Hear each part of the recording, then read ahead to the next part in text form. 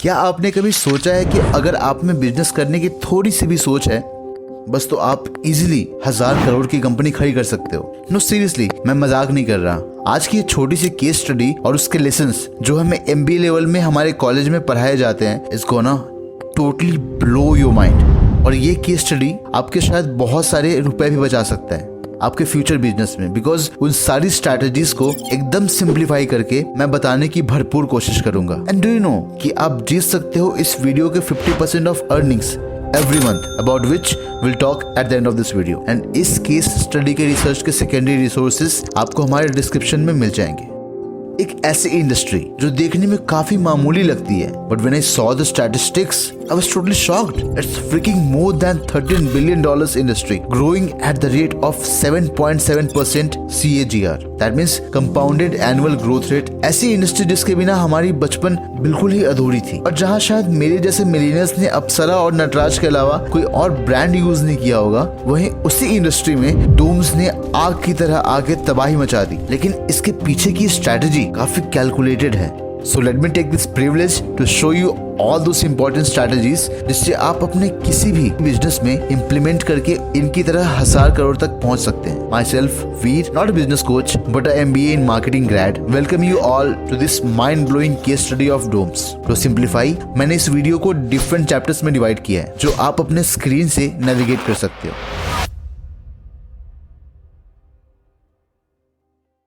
Doms India की journey 1975 में शुरू हुई एज RR इंडस्ट्रीज, गुजरात में एक स्मॉल मैन्युफैक्चरिंग कंपनी के रूप में। रसिक भाई रवेशिया एंड मनसुख लाल रजनी ने मिलकर डोम्स इंडिया की नींव रखी। इनका बिजनेस उस समय में काफी ज्यादा सिंपल था। बड़ी स्टेशनरी कंपनीज को पकड़ो और उनको बेस्ट क्वालिटी यट काफी रीजनेबल प्राइस में उनके प्रोडक्ट्स को मैन्युफैक्चर करके दो, जिसे बिजनेस की दुनिया में OEM मतलब कि ओरिजिनल इक्विपमेंट मैन्युफैक्चरर भी कहा जाता है। ऐसे ही एक और मॉडल एंड बिजनेस टर्म होता है व्हाइट लेबलिंग, जिसमें मैन्युफैक्चरर प्रोडक्ट बना के रखता है। सिर्फ फॉर एग्जाम्पल, मेरी कंपनी ने किसी एक टाइप की साबुन बनाई, लाइक लक्स के साबुन के टाइप, तो कोई दूसरी कंपनी मेरे पास मेरे से वो प्रोडक्ट खरीदेगी और उस पे अपना ब्रांड का नाम चिपका देगी और मार्केट में बेचेगी। और इस तरह से कोई भी कंपनी सेम काम कर सकती है। एज जो मैंने बनाया है उसका शेप साइज हमेशा कांस्टेंट रहेगा, बस दूसरी पार्टी उस पे अपना लेबल बना के बेचेगी। खैर, लेट्स कंटिन्यू। रसिक भाई का मानना था कि to ensure commitment of next generation towards the business, they needed their own brand, and इस फिलॉसफी के साथ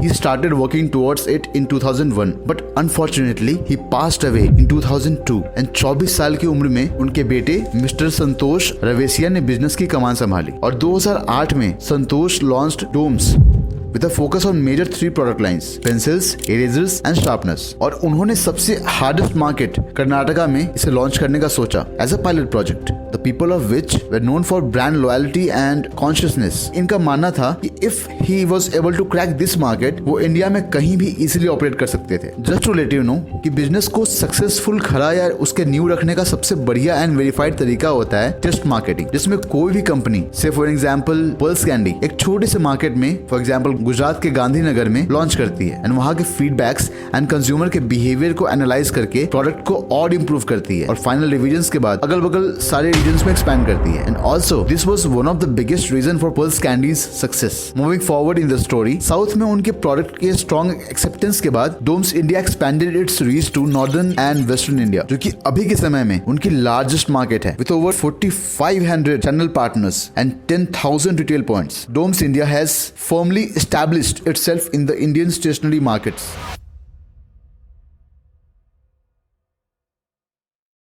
डोम्स का focus mainly research and development पर शुरू से ही था। They invested major chunk of their budget in innovation so that they can stay ahead of the global trends. अब आप कहोगे कि पेंसिल, इरेजर एंड शार्पनर जैसे प्रोडक्ट्स में कैसी innovation?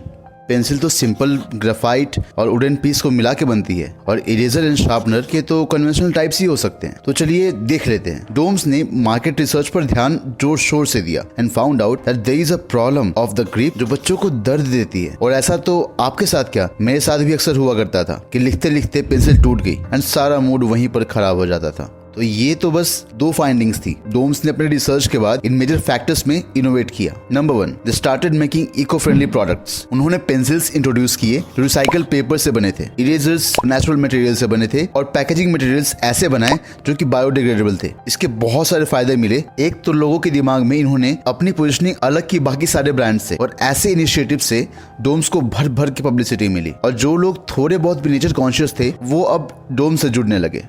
Number 2, grip technology. Doms India ने पेन्स एंड पेंसिल्स को बिल्कुल एर्गोनॉमिक डिजाइन्स यानी कि ऐसे ऑप्टिमाइज्ड डिजाइन्स जो कि स्टूडेंट्स के वेलबींग एंड परफॉर्मेंस को और बढ़ा दें by taking into consideration factors such as comfort and efficiency. आपको अगर याद होगा वो triangular and quadrilateral shaped pencils जो आपने या तो यूज किया होगा या अपने घर में किसी बच्चे के हाथ में देखा होगा। And let me tell you, actually after using it I could really feel the difference myself. और भी कई innovations like anti break lead technology, innovative colouring products, customised stationeries, interactive learning tools, smudge free erasers, dual tip markers, anti dry gel pens. अब यहाँ एक बहुत funny सा भी innovation था of anti-roll designs which prevented those pencils and pens from falling down। और इस list में काफी और innovations like magnetic stationery, antibacterial stationery, quick drying inks and the list is endless। ये सब देखकर तो साफ यही कंक्लूड किया जा सकता है कि they were working like startups which focuses on innovating each and every product they launched। and innovation वो भी इतने सारे कि उस रिसर्च एंड उस इनोवेशन तक पहुंचने में कॉम्पिटिटर्स को सालों लग जाए। एंड इस तरीके से जब तक मार्केट में हिंदुस्तान पेंसिल्स, अप्सरा एंड नाटराज के साथ फर्स्ट मूवर के पोजीशन का फायदा उठा पाते, डोम्स एक फास्ट मूवर बनता गया।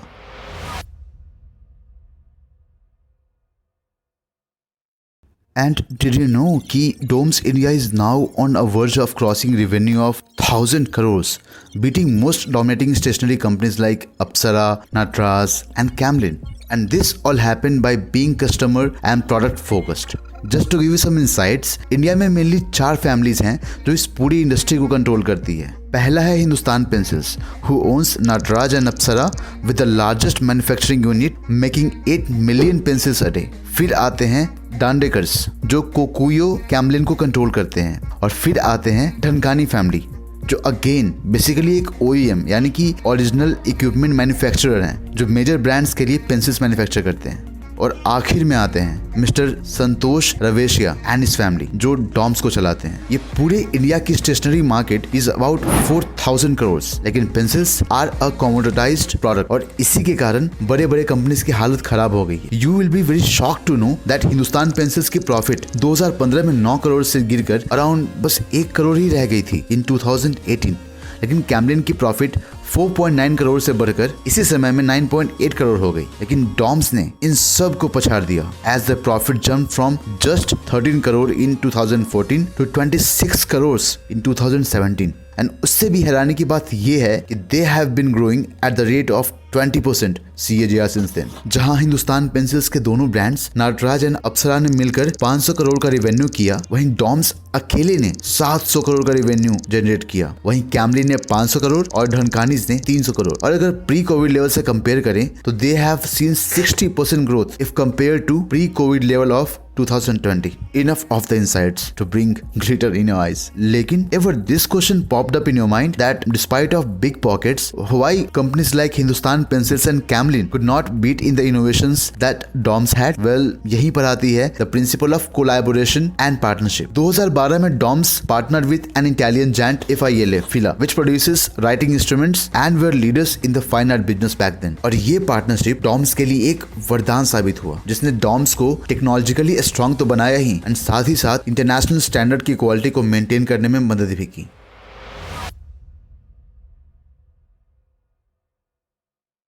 And with the strategies they are moving forward, days are not so far जब हमें इस इंडस्ट्री में डुओपॉली देखने को मिलेगी, मोस्ट प्रोबेबली क्लासमेट के साथ।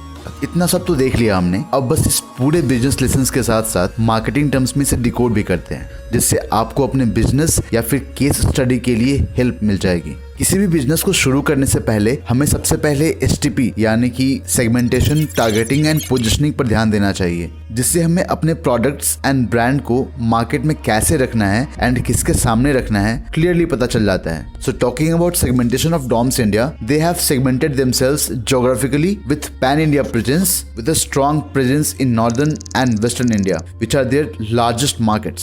अगर उनके डेमोग्राफिक्स की बात करूं तो they largely caters to school going children and provides them with an array of global standard products at Indian prices. Doms ने इंडिया के स्कूल गोइंग चिल्ड्रन को टारगेट किया as their primary customers and consumers. पूरे purchasing ecosystem में customers, consumers and influencers different होते हैं। Customers are the ones who buys the products, consumers who consumes the product, influencers are the ones who influences the decision maker to purchase and decision maker is the one who decides what to buy. अब आप हमें comment box में बताओ कि इस case में customer कौन है, कंज्यूमर कौन है, इन्फ्लुएंसर कौन है एंड डिसीजन मेकर कौन है। और इस पूरी एनालिसिस में हमें ये ध्यान रखना इंपॉर्टेंट होता है कि लोग हमारे बारे में क्या परसीव करेंगे एंड हम उनसे क्या परसीव करवाना चाहते हैं। So let's see how they have positioned themselves in the market. They have positioned themselves as the India's best stationery company having a wide range of innovative yet affordable products like pencils, compass boxes, colored pencils, brushes,